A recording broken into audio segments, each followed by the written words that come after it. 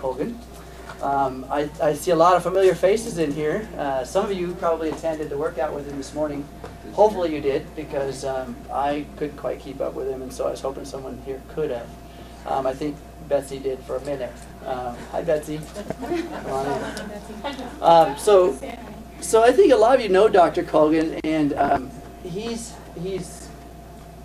been writing books for many years, since the early 1980s, and has probably, 25 books out now. Has been on the advisories for different countries, ours, Canada, and he's also a great trainer. Experience this morning at the work. People, how many are actually health professionals? Quite a few. Okay, you probably know this, but in 2003, I was involved a little earlier than that, but in 2003 we cracked the human DNA code, and we thought we had it done. We thought, now we know what it's all made of and how it works. And then by 2005 we realized that that code coded only for one thing: proteins. And we quickly found out that there wasn't 50,000. The whole of the human body is a protein. There are no other working units. The fats are only supportive of the proteins. They don't do anything. Only the proteins work. All your enzymes are proteins. The very enzymes that are enabling me to speak right now are being created moment by moment by the million, and I am able to speak because of them, and they are all proteins. So if you follow a diet that has inferior proteins, and when we're talking about inferior proteins, we're talking about most of the meat that is sold in the United States, most of the fish that is sold in the United States, all of the poultry that's sold in the United States, practically all. They are all now inferior proteins. We know that because we can measure them.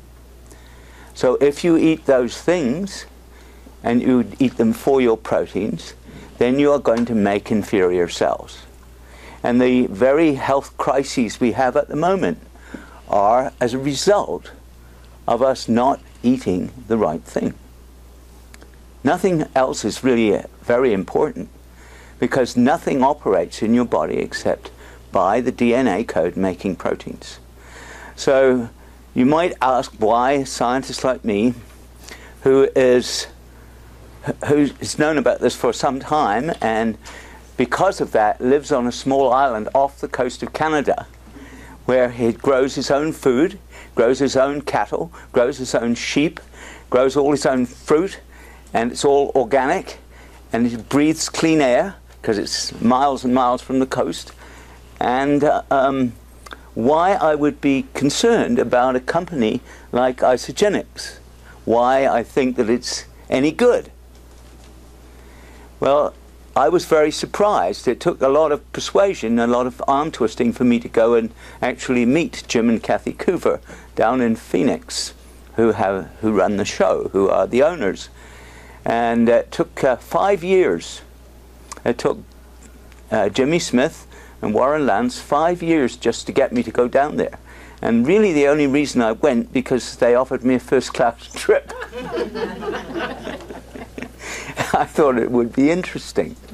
And I took some of the products away and I got them back to my lab, which I have on the island. And as soon as I put the protein through the spec, I thought, I know that protein. Because I had worked on the very same protein in New Zealand when it was first made in 1981. And I was very surprised. And I rang Jim Coover and said, I know where you get your protein. You get it from... And he said, oh, we don't like to tell people that. So I can tell you the major reason that I am here in terms of the science was because they used that protein. Because I studied it for something like 20 years. And I studied it in relation to all sorts of other proteins. Every other protein we could get, I studied them at Rockefeller University. I studied them with athletes. I studied them with people with wasting diseases. And I went round in a great circle looking for something that was better than the whey protein concentrate from New Zealand. And I could not find it. And in 1993, I wrote a little book called The Right Protein for Muscle and Strength, in which I covered the science of it. What we knew then, we know a lot more now. And that was one big reason that I joined the company, because they used that protein. And I was sort of instrumental in getting the Isoline Pro out, because I had to use a 35-gram protein shake with athletes for many years. And I knew that they could absorb that much. Whereas the most shakes that you get on the market that are made, some of them are made of good whey protein concentrate, are 12 to 15 grams of protein. Isogenics had one that was 23, now 24, which was unusual, very unusual because most of the ones that are used in hospitals are 12 to 15 grams of protein. So I was pretty intrigued by that. And then I thought, then I looked at another product, the Ionic Supreme, and it had a number of adaptogens in it, which I'd been using for a long time with athletes. Every athlete that I worked with, I used adaptogens, and we started using them after Yuri Gagarin went into space. And the reason for that is because the Russians could keep a man in space, whereas the Americans couldn't. And we wondered why. And one of the reasons is they were using a large dose of Eleutherococcus centicosus every day with these cosmonauts, as they called them. And so through various scientific channels, we found out what sort of mixtures they were using. And I was, again, very surprised to see them in this mix, because normally I would get athletes to go to a Chinese medicine store and buy them every month at about $300 a month. All the athletes I work with now use Ionic Supreme because it is a very good mixture of those adaptogens. And if anyone has any questions about that after, I can answer them. So that was two things that interested me, because it wasn't the usual thing that I had been exposed to. And I get exposed to many companies. Many companies send me their products, want me to join their boards, do everything. I have never, apart from the companies that I have personally designed the products for, I've never joined anyone's board before. And there were other reasons. When I went to Phoenix, I found that they had a real scientific team.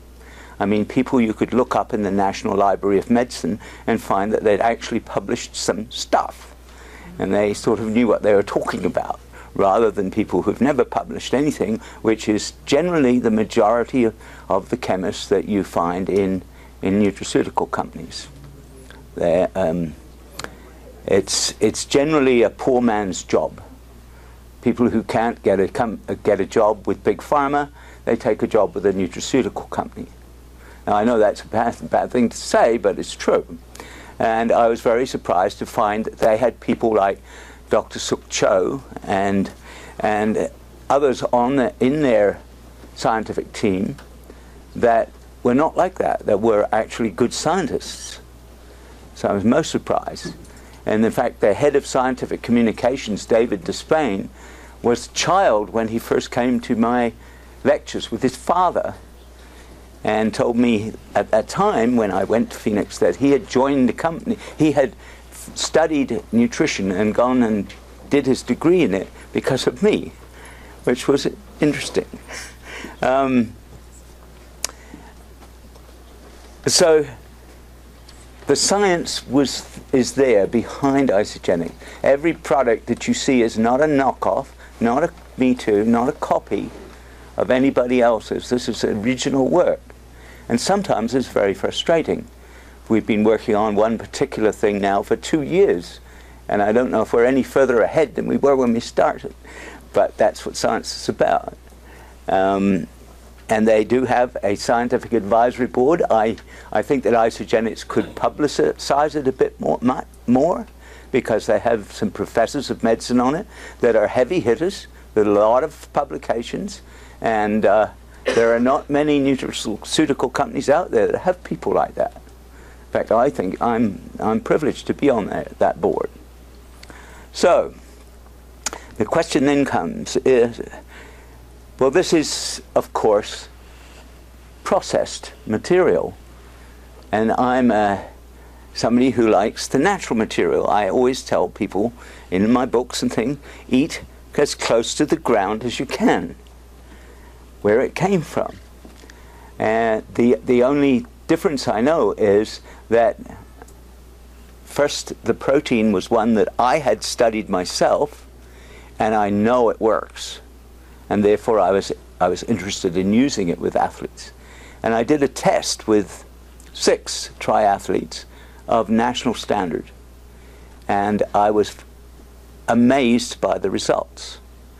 And I have to say that one of the things that has interested me for a long time is how many toxins we have in our bodies. I mean, the air in this room at the moment, even though Spokane, even though Spokane is a relatively clean air compared to, say, San Diego, it's still full of toxins. And I first measured these at the University of California in San Diego, taking athletes there who lived clean, worked out every day, lived on the coast, and we put sweat bags on their back, and then we analyzed the sweat. And we found heavy metals, we found PCBs, we found DDT in their sweat. DDT's been banned since 1976. DDT, the sweat people of young guys in California. So that was so bad that I rang some friends of mine at the University of Chicago, and I said, I'm getting these amazing results and people sweat. And they said, oh, send. So I sent them down there, and they rang me back up and said, they're a lot better than ours. They had been doing the same thing, and they were finding the toxicity of athletes in Chicago was terrible. So if you think about it, the average person is like that. The average person, not quite as toxic as an athlete, because athletes tend to breathe much more air than the average person, up to 12 times the air. So they get many more toxins. But the average person has, we know from the EPA measurements, about 70 man-made toxins in their body, apart from toxins that occur naturally, which we can't tell, how they got those. I mean, they're there everywhere. But man-made toxins, and you think, well, I'm functioning all right. At least I think I am, if I could remember what I had for dinner yesterday. That's the way it goes, though. We're the instrument, and we don't notice the toxicity in our bodies as it gets worse. And so I had, for years and years, had a toxin removal system which was very effective. We would take people and we put them through this for, I won't describe the whole thing, for 5 days, and we could measure the toxins that came out in their sweat, and they were pretty bad. Pretty bad. But that cost a lot of money. People had to come see me. They had to stay there for 5 days. They had to pay for hotels and whatever, and fees and everything. And then they went away back to their own environment again, where they immediately got more toxic. So we know that they're going into our bodies 24 hours a day. And we hear, I think that the media are somewhat biased in reporting these things, because the American Lung Association publishes a report on the air every year. And every year since the 1970s, when the EPA was started to clean it up, it's got worse. And the air in America now is worse than it's ever been in history in terms of its toxic load. And that means we are the worst we've ever been in history in terms of our toxic load. And so one of the things that interested me about Isogenics was they had a simple system that you could use every day. And my big question was, but does it work? does it work? And when I examined it in detail, I found it was a very ancient system that was used by Hippocrates. The exact same system, with botanicals and with clay to remove toxins from the intestines. And in fact, the same clay that is used in the isogenic system is now in the British Museum, and it used to be called sedulata, and it was sent all around the world as a medication. It was so important as a medication that sailing ships used to take it from Greece, where it was mined, to all around the world. And I went to the British Museum and took photographs of the cakes with the head of with the stamp of the goddess Diana on them, Terra Sedulata. And that is the same stuff that is used now today in the isoflush of isogenics. So that's sort of interesting. John Anderson is a very smart guy, and he had thought his way through all this, and then he developed a botanical mixture that was very similar to the one used by Hippocrates. And the reason that Terra Sedulata was such an important medication for nearly 20 centuries was that it was the only thing that was effective when somebody was poisoned. It was the only thing that could get the poison out of the intestines. And the reason it does that is because it's composed of very tiny crystals which have an electric charge. And most of the really virulent toxins have the opposite charge, so it attracts the molecules. It's not a matter of it soaking them up. It's a matter of magnetic attraction, which then holds them until they've been discharged from the body. So a pretty smart system, and cheap as dirt. It is dirt. Cheap as dirt, and you can use it every day. And it actually does work. So that was very interesting to me. It actually could get toxins out. I won't go into the details of how we measured that, but I can tell you it gets toxins out. Now, how much in terms of our toxic load, we don't know. But any way that you can get toxins out of the body is a good thing, because otherwise they simply build it up in the tissues and they form complexes with proteins, especially in the brain. So the very thing the very instrument that you're using to gauge yourself with is getting progressively clogged with man-made chemicals. And that's a terrible part of our society. We are slowly poisoning ourselves. And that's one reason I live on a little island off the coast of Canada. I did live in San Diego. And when I first went to San Diego, it had 5 to 10 days a year where the air index was over the level of 200, which the EPA then says is hazardous to health. When I left San Diego in 2003, it had 115 to 150 days a year where the air index was over 200. That's how polluted it has become. In fact, it's listed by the American Lung Association as the most polluted city in the United States. And that's even after Arnold Schwarzenegger. Well, he did a lot to try and clean it up, but he obviously wasn't successful. So those are the reasons, the scientific reasons I joined Isogenics. There is another reason I think that's most important, and that is Isogenics has a culture that I've never seen before. I've worked for many big companies, but I've never seen a culture like that in Isogenics. I've never seen a culture that has given me so much time for the two greatest inventions of the human mind, love and laughter. So I'm very pleased with that. And for those of you who are in Isogenics here, it's an incredibly valuable thing. It's something you won't find in many places where you work. Now I can say that from having worked for 56 years.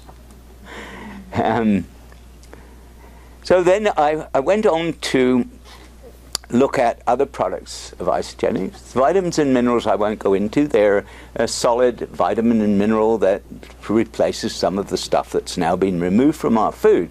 Despite what the USDA says, if we examine the foods and we actually measure the amount of nutrients in them, it is not what you see on the label. Not at all. And you might see things on the label that are actually added to the food afterwards because they're missing in it. But most people don't know, for example, that virtually all of the vitamin C that you see in a store is made by one company. And it's made by taking corn and boiling it in sulfuric acid and then precipitating out the ascorbic acid. It's a very simple chemical process, and the ascorbic and the vitamin C is completely synthetic. It's not vitamin C that ever occurred in a plant, because vitamin C that occurs in plants is far too expensive to put in vitamin pills.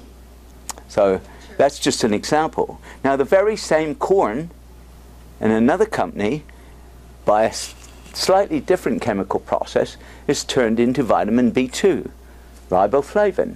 Almost all the riboflavin you see that has been added to food or is in vitamin pills is made from corn, but it's synthetic. So that's the world that we live in, and I don't it's not going to change in our lifetime. I mean, very simple things are not going to change. Toxicity is going to get a lot worse. We know that. Because people keep demanding, as we had a conversation today, they keep demanding to build houses on the best land. The best land that should be growing food. So the smaller and smaller space left to grow the food, and greater pollution from the people that live on the land. So there's no way that the toxicity is going to go down. So we have to have better systems individually to clean ourselves up. Just like many people today, I don't know how many in this room, but I'll ask, how many people have a system in their house for cleaning their water? Oh, quite a few, me too. Now I live on an island, I live on the freshwater lake, I guard that lake. I don't let people put stuff in it. I don't let people take their horses in the lake even. I know I'm crazy about that. Don't you take your horse in my drinking water. But I still have a reverse osmosis system in my house to clean the water. Because even on an island which is lightly populated, the water is polluted. Sad thing, but it's true. So it's the world we live in, and so what we have to do with ourselves is we have to attach to ourselves some sort of cleaning system to get as many of the toxins out. Otherwise, they certainly build up. We know that. They will build up. If you go and you spend 2 weeks in San Diego, you are going to come back with a toxic load you didn't have before. There's no way around it, and it doesn't matter what restaurant or anything that you eat in. Every restaurant, you've probably seen this if you've been to San Diego, every restaurant has to have on its wall that according to the government, the foods and beverages served in this restaurant contain materials that are known to be carcinogenic. They have to have that on the wall of the restaurant. Doesn't matter where it is. Now, people didn't believe me when I went to a conference down there, a scientific conference, an isogenics conference actually. I took photographs of the hotel wall in the restaurant. I took photographs of the upscale restaurants all around, and I showed them on the screen. People didn't realize that they were sitting next to a notice that said that the foods and beverages served contain substances known to be carcinogenic.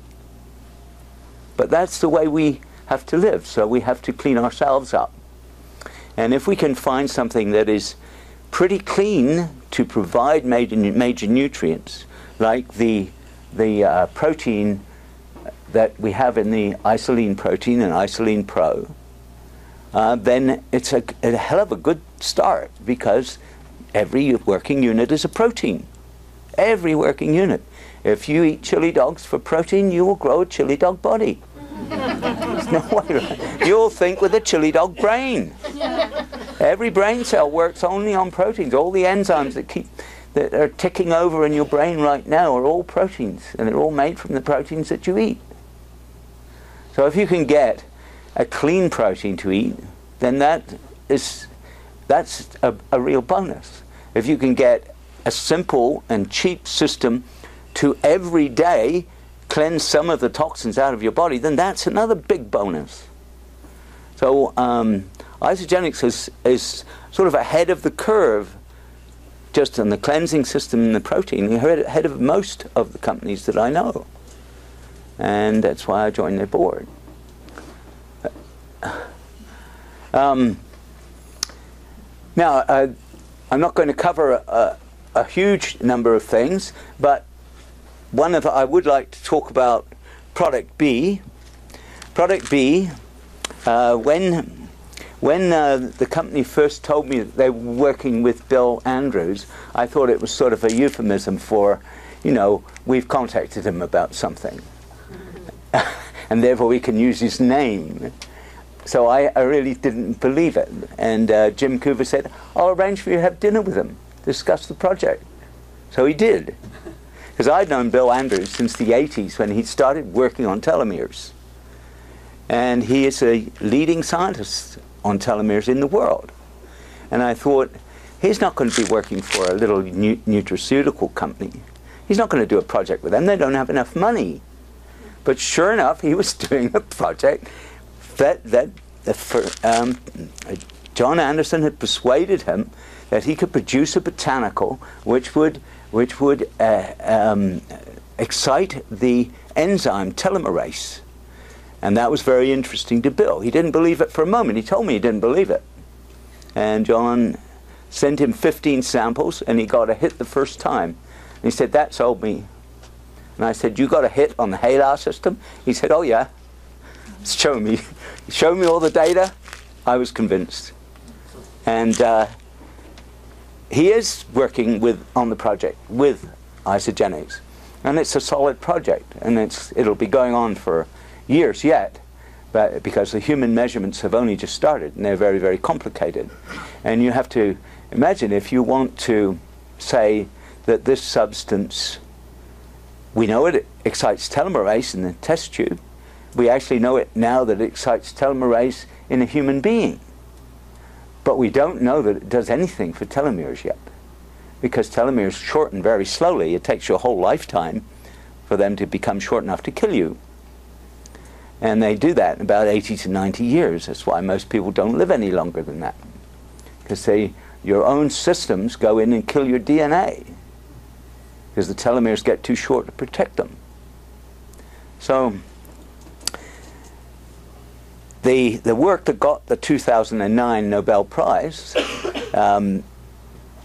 it was a breakthrough in our study of aging. Before that, anybody who said that they could extend human life to 100, 120 years was talking through their hat, because we knew about telomeres in the 1960s. And we knew they shortened at a particular rate.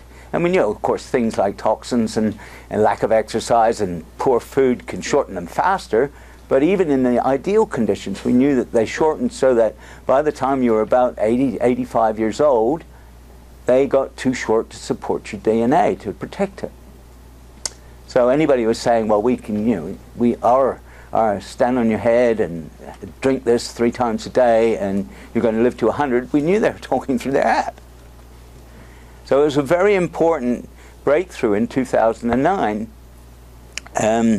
when the Nobel Prize was awarded for the work on telomeres. Because it was the probably the first, no, I would say the second real breakthrough in the study of aging. The first breakthrough was much earlier than that, and it was the finding that if you reduce your caloric intake while maintaining your nutrition, then you will live longer. And that's been proven again and again now. And we don't do it because generally the public doesn't, I don't think they believe it. Either they don't believe it, or they think that aging is not going to happen to them individually. I wish that were true, but there's nothing else out there except caloric restriction and the reduction in the length and maintaining the telomeres so that they don't reduce every decade by a certain amount. Those are the only two breakthroughs in the whole field of aging that are real. So isogenics being involved with one of them is a big thing. Big thing. There is one other telomere support product out there, and Bill Andrews was the man who developed it. He's not allowed to say that, but I am. Because the company he left, I think it was part of his contract that he doesn't talk about it, but I can talk about it.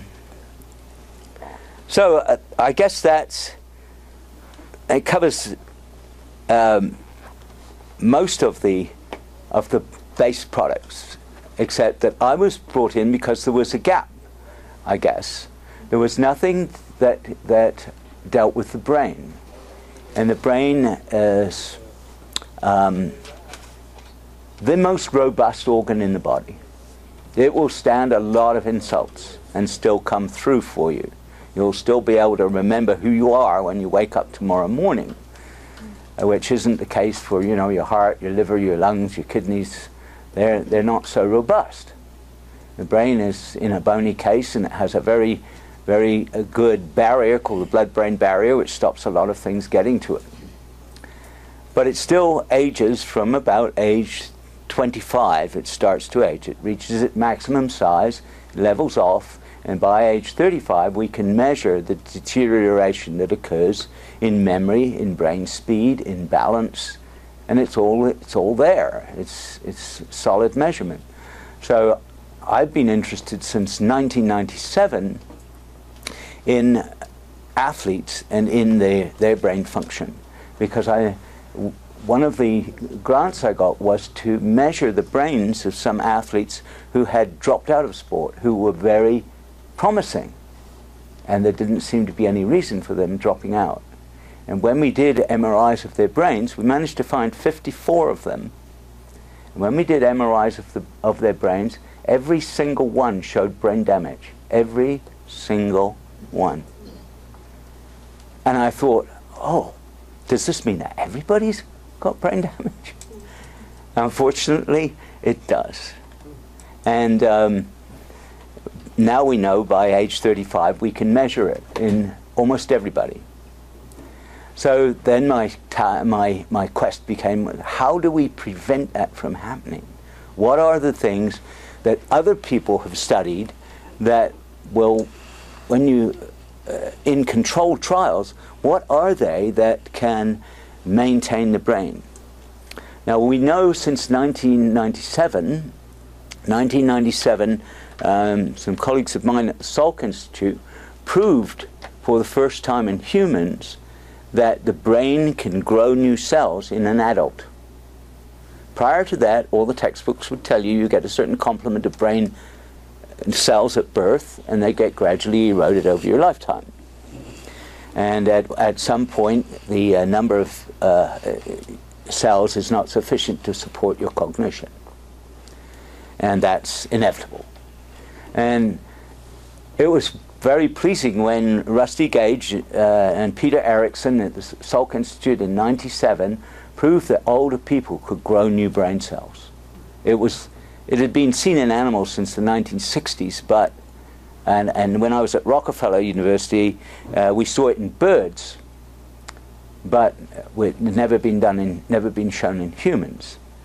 Sort of grisly experiment that I describe in one of my books, but because you've got to be dead to prove it. But all the textbooks have now been changed. If you buy a modern textbook, you'll see the words neurogenesis and neuroplasticity in it, because we now know that the brain can grow new connections and new cells throughout the adult lifetime. So then the question became, how do we stimulate that neurogenesis? What are the systems most likely to break down? How do we maintain them? And how do we stimulate those? There's two areas of the brain we know that produce new cells. They grow them like a little garden. It looks like a garden. Various plants grow up, and under electron microscopy it looks like a garden. And then they line up, and by a chemical signal they march through the brain until they find the area that needs new cells. And then they spread out like a garden again, and then some of them grow up into neurons, some develop into glial cells, some other support cells, about 10 different sorts of cells. And that's why stem cell injections in the brain don't work, because they don't have the environment, they don't have the garden. It's much more complicated. And also these little things are pretty small. It's like a journey across the world from them to get from one side of the brain to the other. And it takes them 6 months of steady marching. And during that time they're very vulnerable. They're very sensitive to insult, and they'll die off. So you can see the task's getting bigger and bigger. Not only how do we stimulate them, but how do we protect them until they can get to the spot they're supposed to be at and repopulate it with cells. So that's what I've been working on since 2003, so it's 10 years now. And in 2011, Jim Coover said, we will support your work on the brain.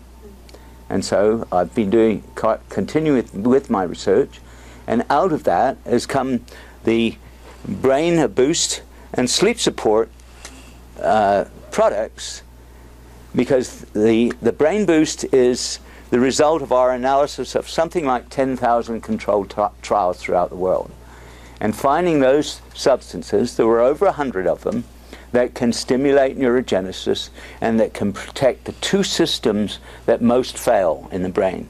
And I'll tell you what those are. The first one is called the acetylcholine system, and it is responsible for the formation of memories. And when that fails, then people develop Alzheimer's. The most prominent symptom is a profound loss of memory and the inability to form new memories. And the second one is called the dopamine system, and if it fails, it produces Parkinson's disease. That is the second most frequent diagnosis of brain degeneration. So we examined all of the trials that were any good, all of the really good controlled trials on Alzheimer's and Parkinson's, and what were the substances that were non-toxic, that were not costing the earth, that were preferably some extract that you could make from a botanical, because then they tend to be much less toxic and they're much more available. And we came up with a list of over 100, and then we had to knock some of them off because of possible toxicity, some of them because of allergic reactions, all sorts of things. And we came down finally to a list of 15 substances. And then we had to find them throughout the world. We had to find them and test them to see that they were potent. And that was quite a job. And then we decided on only 9 of them. 9. So 8 have gone into the brain boost, and I'll tell you about that in a moment. And a couple have gone, there's 9 substances, but there's different forms, have gone into this sleep support. The reason for the 2 different ones is simple yet complex. Each of us has in our body a built-in clock, a circadian rhythm of day and night. If we interrupt that rhythm for only about 5 days, 5 days completely without sleep, and people die. Because sleep runs your body. All your growth occurs during sleep. All your recovery from exercise occurs during sleep. All the growth of strength occurs during sleep. All your skin growth occurs during sleep. Especially for the ladies to know that. If you don't get sufficient sleep, you are not going to have good skin, because all of the growth of the skin cells occurs during sleep. Oh, sleep is controlled by a melatonin rhythm, melatonin released from the pineal gland, and it comes on with the diminution of the light in the evening. Now we interrupt that with artificial light, so very large number of us do not get sufficient sleep. I think there are some people who even sleep with a light on, which prevents their melatonin system from working, which prevents their body from recovering, which prevents them from growing, which ages them faster, and certainly destroys your skin. But we had to make the system that helps to maintain the acetylcholine and dopamine. We had to make that as one system, because acetylcholine and dopamine, those two systems, click on in the morning when the melatonin system closes down. So you can't mix the two. Now I have seen products out there that do mix the two, which is stupid. But that's how we came up with the two different products. And I think they've been quite successful. So with the way to clean the body, the right protein to put into it, which has all the cofactors and all the minerals actually in the protein, which is one of the things that I like a lot about it, because many proteins you see on the market are just proteins. They don't have the minerals. They don't have all the cofactors that protein needs for its absorption and use by the body. So where are you going to get those things? From your food? I don't think so. So if you don't see all the multi-minerals in any protein supplement, then you know it's not going to be very effective, because it can't be absorbed and used. When protein came in nature, it came along with all those things. And unfortunately, the protein we now eat for most of our meat is degraded. So we have to have something a little better. So we have a reasonable cleansing system that does work. They have a very good protein source to provide all the working units of the body. We have an adaptogen supplement, which I used, and the only thing I would ever claim for it is that it helps recovery from exercise, because I have measured that. People claim all sorts of things for it, but it helps recovery from exercise. So that's a biggie, because if you don't exercise, you're not going to live very long anyway.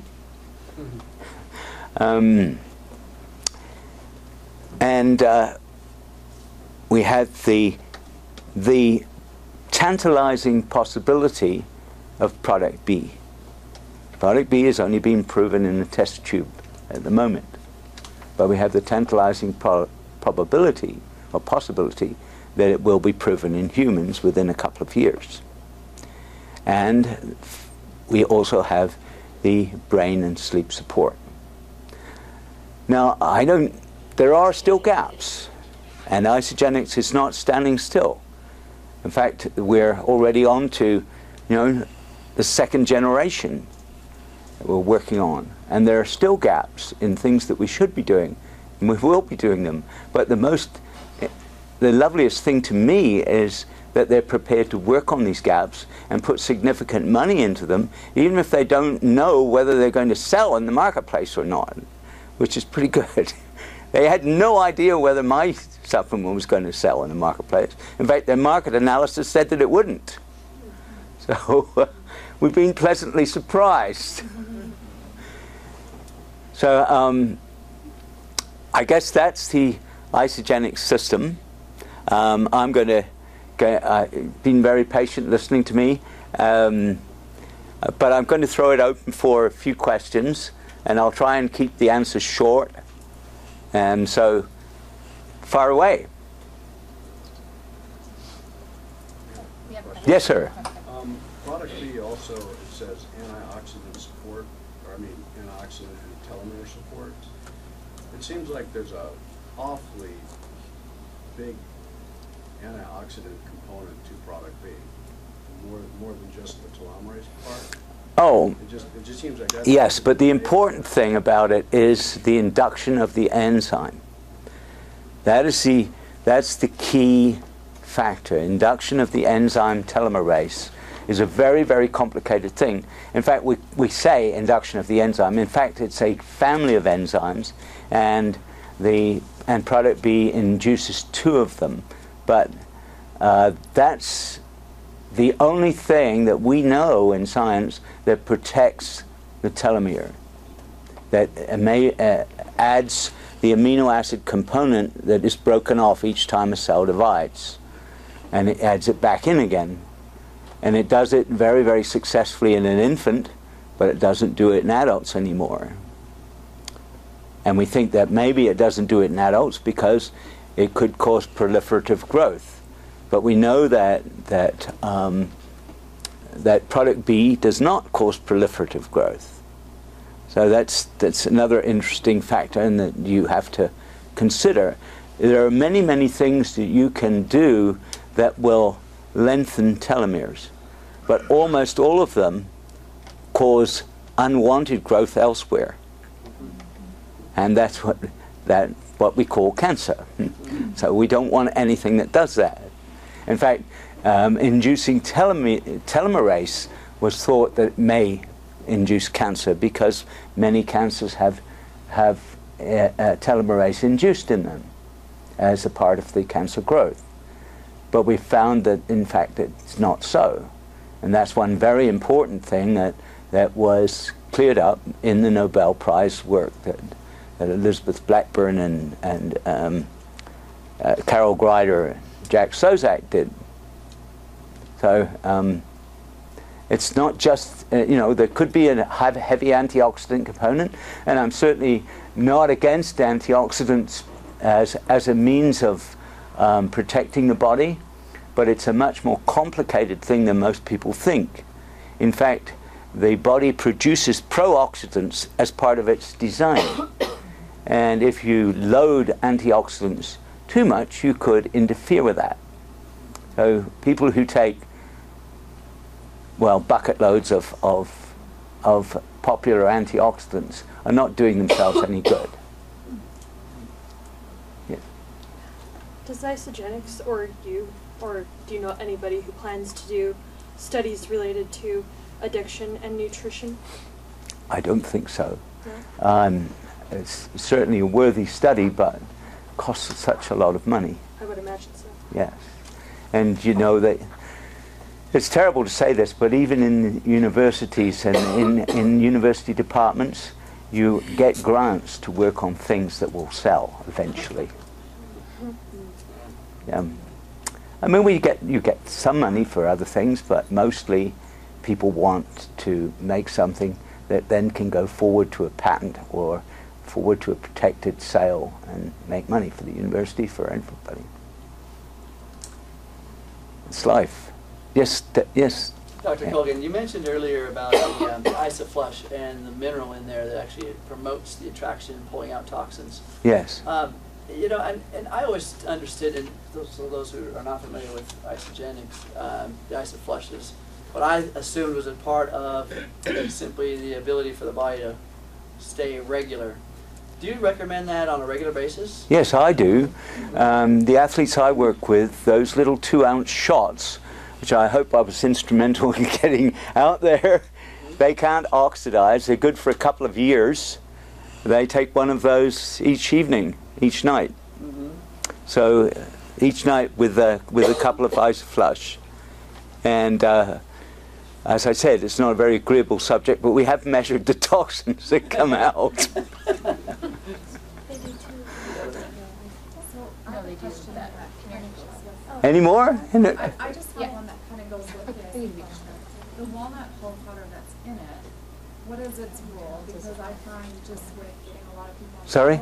The walnut hull powder in the flesh, because of a lot of nut allergies, I'm getting a lot of people that actually can't take that part of the program. So what is its importance to... I think its importance is just as a scouring agent. Okay. I think it would be better, you may see that being replaced with bamboo. You mentioned our vitamin C, or how vitamin C and B2 riboflavin is made from corn and the different processes. What is our source? Same. Oh, okay. It's a sad part of life, unfortunately. Yeah. You can go into a health food store and you can buy acerola cherry vitamin C. According to the regulations, if you have a vat of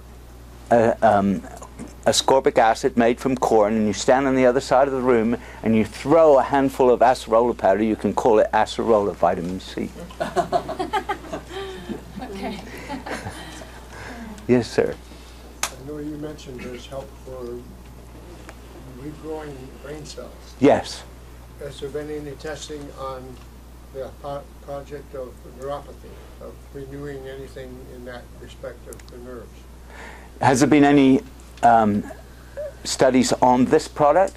Yes. No. Or any that you know of? I mean, Oh, there have been many studies, yes. On neurogenesis, it's a very big topic now in research, and there are several of the components of that have been shown in controlled trials in other people's laboratories to grow new brain cells. Yes, it's very encouraging.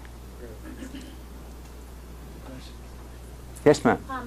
So the brain boost, if someone has Parkinson's, do you recommend taking it as directed or a more aggressive approach?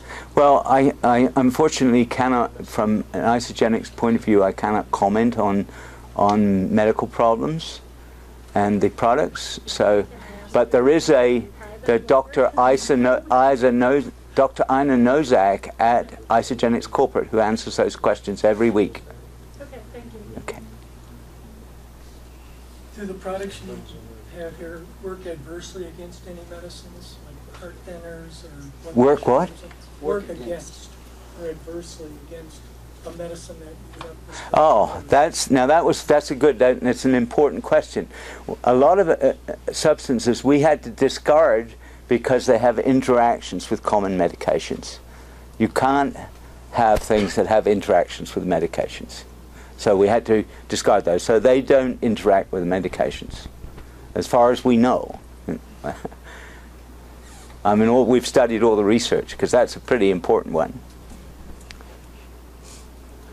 Any other questions? No more? Gosh. One thing. Yes, ma'am. I have a granddaughter that's almost 3, and she only sleeps 4 to 5 hours a night and then has a 2-hour nap. And would she be able to take the sleep spray? No, I can't. We can't say anything for anybody under 12 because it comes into child category. It's a different thing for a product. All I can tell you is that I've used the same components that are in that in a child clinic that was run by myself and my wife before we retired, and we never had any problems with it. But Thank you. So, with product B, what's the age limit for that? age limit is 18. Yeah, so somebody Yes. 18, 19, taking the vitamin packs with product B would be fine, or a little much. I can't really comment on anybody under 18 for that. So I'm sorry. No, they're over 18. Right? Oh, well, that's no problem. No. And another question back there. Yeah. What if you're pregnant? Can you take your products? If you If I'm pregnant, Pregnant. could I take your products? You can't take, we can't again comment on pregnancy except to say you can certainly take the proteins. In fact, it's a very good idea to take proteins. I could give you a little testimony on that.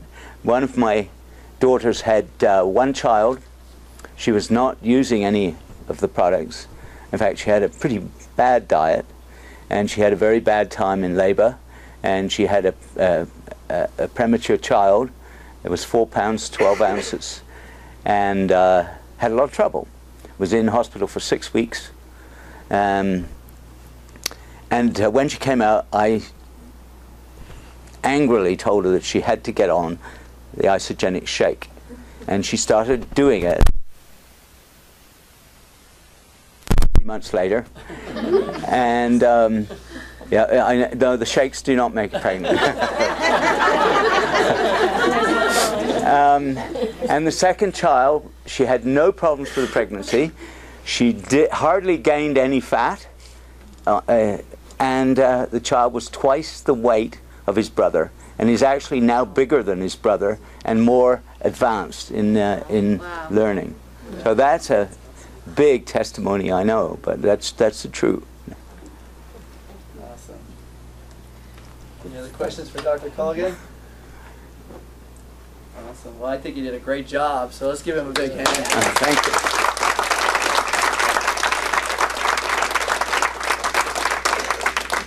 Dr. Colgan's books are going to be available. Sound Concepts finally made it. I know some of you knew that they were MIA. They're here. And so he's got his books, and Dr. Colgan said he would happily sign and autograph any of the books you guys want to purchase. So they are available, and the Sound Concepts guy is right down the hall. So Okay. grab them up. I personally have read the Quiet Mind book, and I recommend it to everyone, no matter where you are in either your training, your personal advancement, or your family. I personally recommend that for everybody. And I own the rest of the 3 that are on the banner there as well, so definitely I recommend it. We Good. have Thank you. our next event's going to be at 7 o'clock. That's our Friday Night Live. So I know you guys all have the schedule. If anyone